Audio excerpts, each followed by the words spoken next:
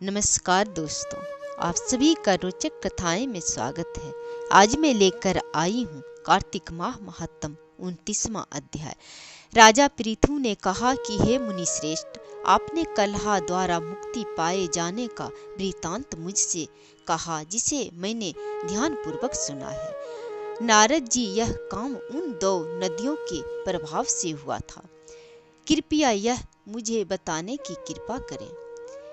नारद जी बोले, हे राजन, कृष्णा नदी साक्षात भगवान श्री कृष्ण महाराज का शरीर और बेनी नामक नदी भगवान शंकर का शरीर है। इन दोनों नदियों के संगम का महात्म श्री ब्रह्मा जी भी वर्णन करने में समर्थ नहीं है। फिर भी आपने पूछा है, इसलिए आपको इनकी उत्पत्ति का वृतांत सुनाता हूँ, ध्यान पूर्वक सुनो। चाक्षुर मनवंतर के आरंभ में ब्रह्मा जी ने साम पर्वत के शिखर पर यज्ञ करने का निश्चय किया था। वह भगवान विष्णु, भगवान शंकर तथा समस्त देवताओं सहित यज्ञ की सामग्री लेकर उस पर्वत के शिखर पर गए। महिष, भृगु आदि ऋषियों ने ब्रह्म मुहूर्त में उन्हें दीक्षा देने का विचार किया। तत्पश्चात भगवान विष्णु ने ब्रह्मा जी की भार्या तवरा को बुलवाया। वह बड़ी धीमी गति से आ रही थी।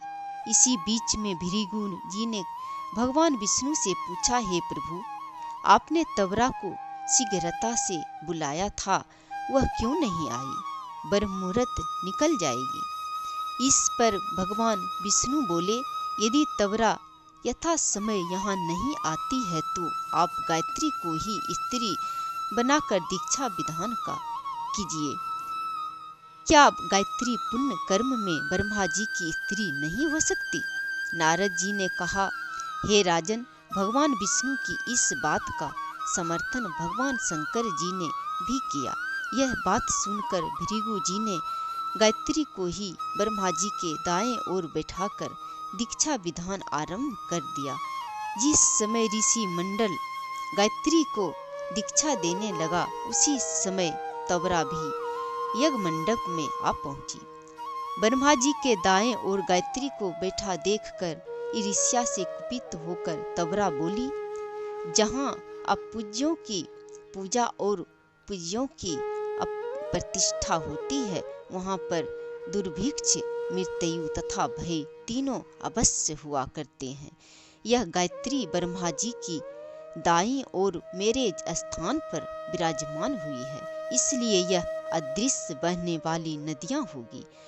आप सभी देवताओं ने बिना विचारे इसे मेरे स्थान पर बिठाया है, इसलिए आप सभी जड़ रूप नदियां होंगे। नारद जी राजा पृथु से बोले, हे राजन, इस प्रकार तवरा के श्राप को सुनकर गायत्री क्रोध से आग बबूला हो कर अपने ओठ चबाने लगी। देवताओं के मना करने पर भी उसने उठकर तवरा को श्राप दे दिया।